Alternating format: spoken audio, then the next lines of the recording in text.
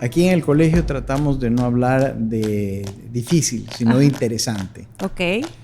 ¿Tú dirías que es más interesante educar un varón o una mujer? ¿O en qué ámbito es más interesante el varón? ¿En qué ámbito es más interesante la mujer?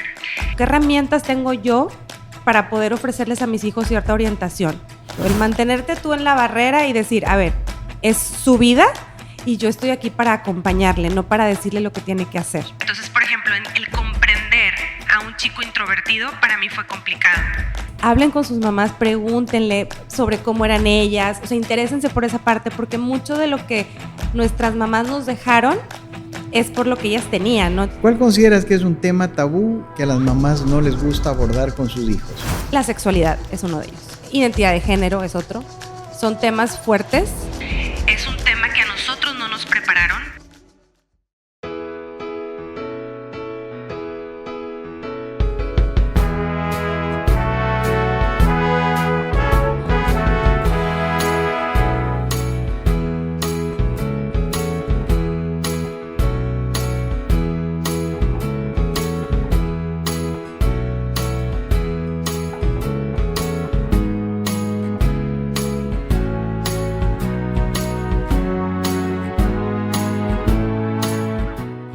Bienvenidos todos a un podcast más de Conectando Familias.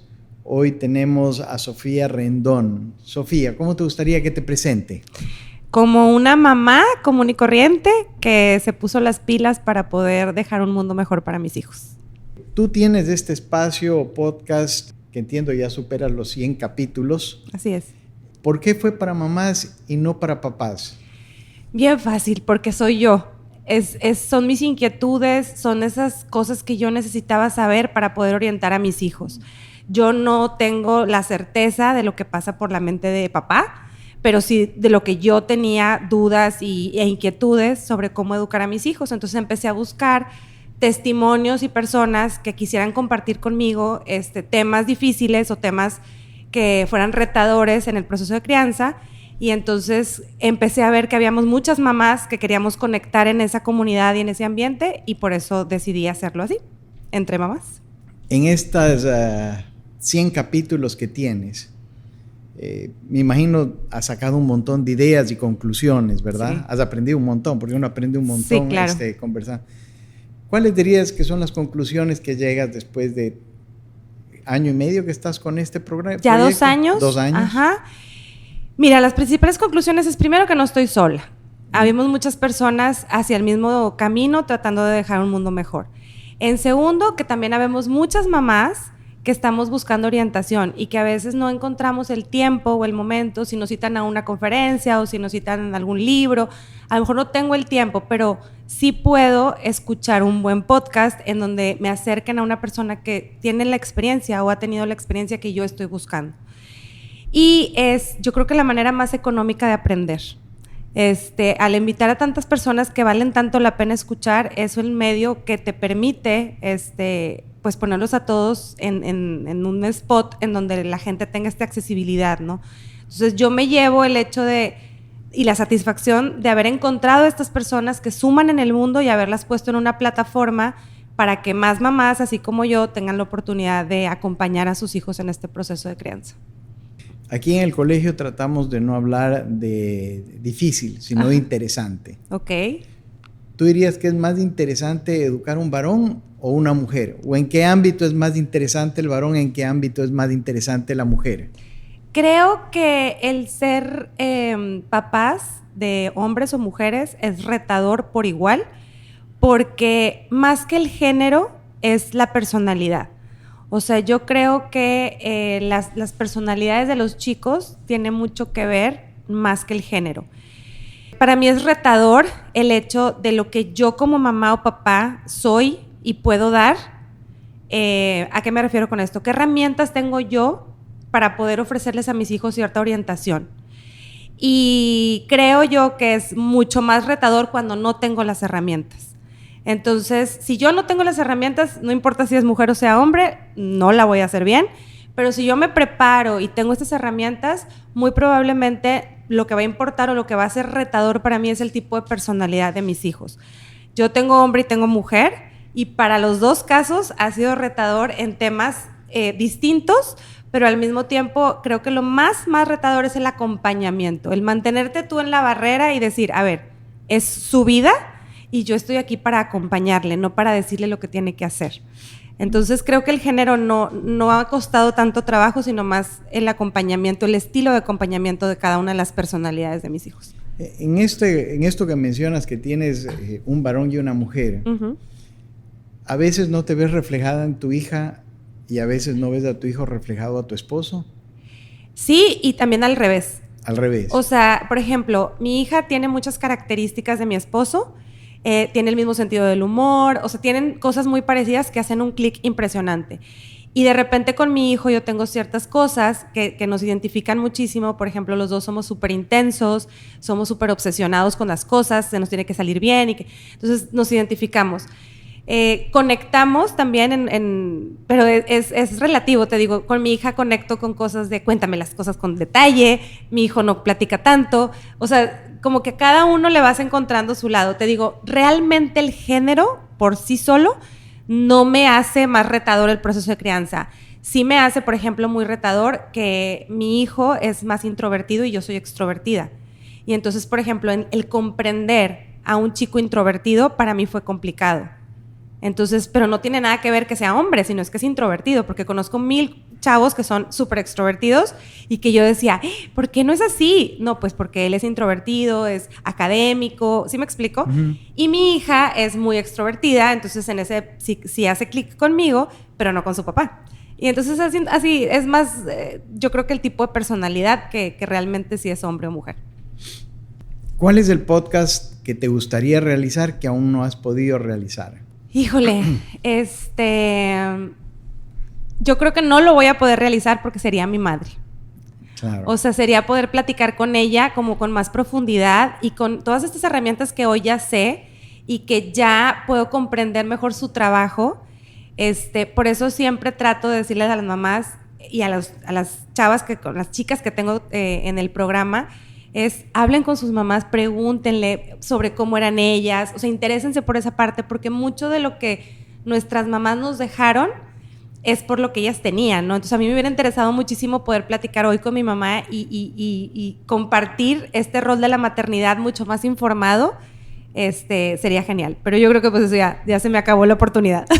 Y si tuviera tus hijos aquí y les diría, ¿qué le preguntarías a tu mamá? Ajá. ¿Qué crees que me dirían ellos? No sé, es que ¿sabes qué? Te sorprenden de repente. O sea, hace poquito hicimos el episodio 100 y me grabaron unos mensajes.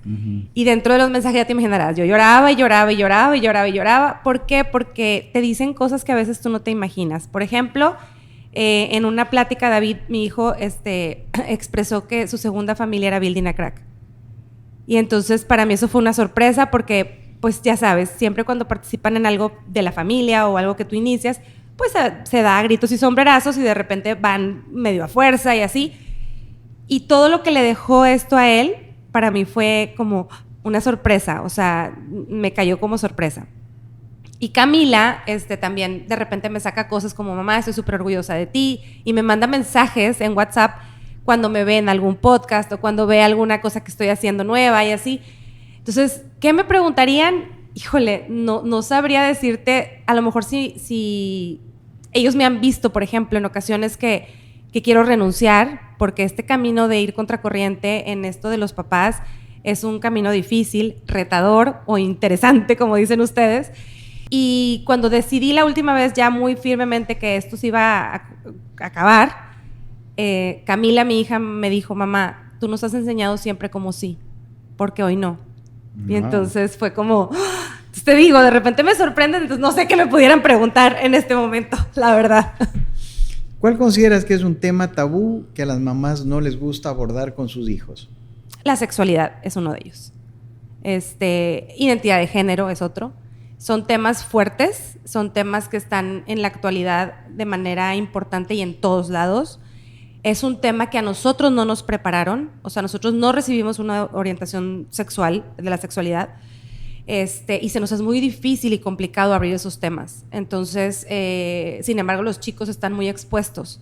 Entonces, creo que es un tema incómodo, pero es un tema importante que hay que abordar, al igual que cualquier conducta de riesgo en la adolescencia. O sea, si vamos a hablar de alcohol, si vamos a hablar de sustancias, también es difícil, porque siempre lo ven como un castigo, como algo que no debes hacer, que está mal, y realmente no. O sea, realmente yo creo que deberíamos de orientar esas pláticas con los hijos en base al bienestar, y no tanto como al estás bien o estás mal. Entonces tienes que decirlo, y esto te hace bien, esto te mantiene en bienestar, esto no. Conocer sus planes y saber cómo esos planes pueden ser interrumpidos por todas estas conductas de riesgo, y como que ellos solitos hagan estas reflexiones. Pero temas incómodos, creo que en parte son esos, y que ahorita sí están muy a la orden del día. Y para los papás, ¿cuál dirías que es el tema que más trabajo les cuesta abordar? Híjole, las emociones. Muchas veces en Latinoamérica, el tema de las emociones, como que los papás se frenan.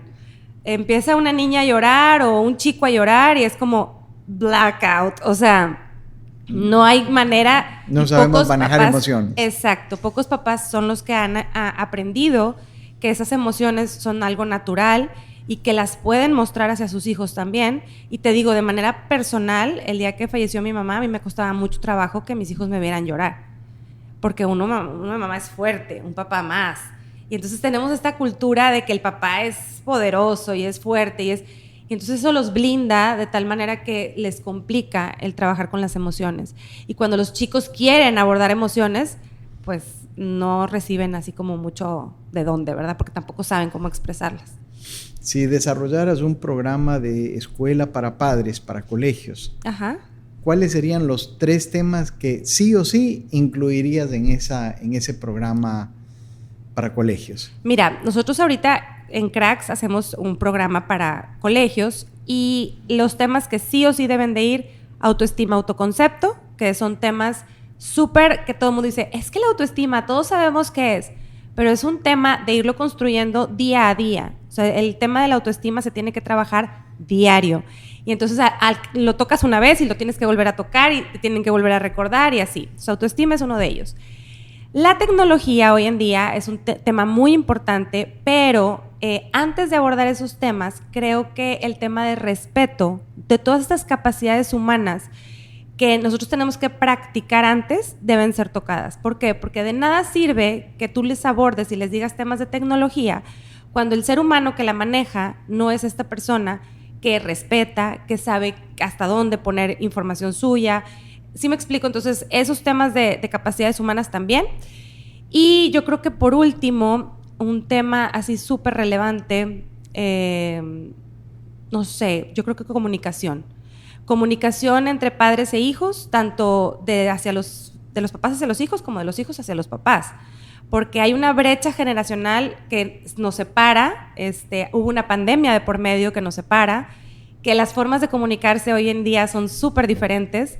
Yo con mis hijos a veces me comunico por memes y que les va a dar risa, pero pues es la forma en cómo encuentras el poder conectar con ellos, y nosotros como papás queremos a fuerza que se sienten con nosotros a tomar un café, a hacer cosas que a nosotros nos gustan cuando los chicos no lo van a hacer. Entonces necesitamos como tener half and half, ¿no? Entonces creo que esos son los temas que yo abordaría. La tecnología. Ajá. ¿Cuándo es buena? ¿Cuándo no es tan buena? Mira, creo que para los chicos de hoy es un must. O sea, ellos necesitan la tecnología para vivir. Y nosotros nos tenemos que subir al carrito, sí o sí. Entonces, creo que formar seres humanos es nuestra principal labor. La tecnología es una herramienta, no es una forma de vida. Es una herramienta que me va a servir para mantenerme cerca de mis seres queridos, para hacer un trabajo, para comunicarme con alguien. Pero la forma en cómo yo utilice la tecnología es lo que define al ser humano que está atrás, ¿no? Entonces hay que trabajar en los chicos primero antes de soltar un aparato, ¿no? Establecer las reglas del uso de aparatos. Muchas veces a nosotros nos han escrito y nos dicen, es que los chicos no duermen bien porque el teléfono lo tienen todo el tiempo. ¿Y quién paga el teléfono? Pues tu papá, tu mamá. ¿Y quién pone las reglas de hasta cuándo está el teléfono en la recámara? Entonces, es un trabajo extra si tú vas a dejar a tus hijos convivir con la tecnología, sí. Si tú no tienes ese tiempo o si tú no tienes esas ganas, pues no les des tecnología. Pero, pues, hay un costo, que los chicos se van a quedar atrás en algo, ¿no? Entonces, yo no sé si existe una edad en donde debas de decir, a los 8 años yo ya le daría un teléfono. No, casi todas las apps o casi todos los sitios tienen, o los juegos tienen una edad para poderla jugar. Sería maravilloso que todos los papás vieran esos ratings y dijeran, mira, mi hijo todavía no tiene edad, no debería de estarlo usando. Ojalá tengamos esa conciencia, porque no muchos la tenemos, o bueno, al menos yo sí la tengo, pero muchos no. Y te cuento algo bien breve. Hay un juego que se llama el Tifauto, o algo así, que juegan los chicos, y tiene varios escenarios. Cuando mi hijo estaba chico, ese juego es para 21 o más, o 18 o más. Entonces, los chicos ya jugaban eso. Llega mi hijo y me pide el juego. Y le digo, no, mi amor, no es para tu edad. Y entonces viene un amiguito y me dice, tía, ¿pero cómo? Mira, no sé si van a editar esta parte, pero no vale nada. Nos saltamos la parte de la prostitución. Y yo, ¿what? O sea, en esos juegos, y muchos papás no lo saben. Entonces dices, oye, si tú te vas a soltar a darle algo de tecnología a tus hijos, necesitas saber primero tú qué les estás entregando, ¿no? Entonces, creo que esa es la conciencia que yo haría antes de soltarle a cualquier edad cualquier cosa a los chavos.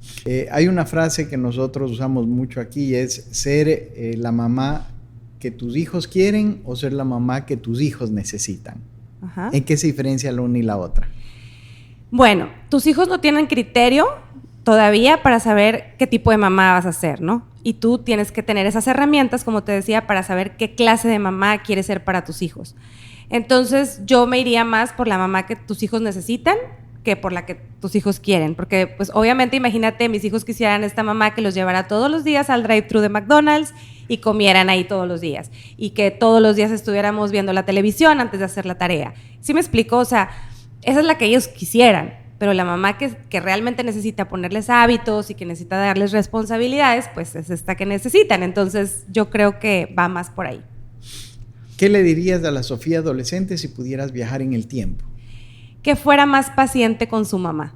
Que todas estamos luchando diferentes cosas, que muchas veces como adolescente tú estás sobreviviendo en un mundo que apenas estás encontrando porque estás en tu camino a la adultez, pero sí le tendría un poquito más de paciencia. Creo que el trabajo de una mamá es un trabajo fuerte, es un trabajo determinante para la vida de sus hijos, y que le agradezco el que me haya formado como me formó, porque si no, pues no estaría aquí platicando contigo. Un mensaje final que le darías a la comunidad, a ese papá, a esa mamá que tiene un hijo adolescente interesante o que tiene un hijo en la primaria interesante. Ajá. ¿Qué mensaje le darías? Que no tiren la toalla, que todos los hijos valen la pena y que todo lo que hagamos por nuestros hijos nos hará trascender en este mundo. Muchísimas gracias, Gracias Sofía. a ti por la invitación.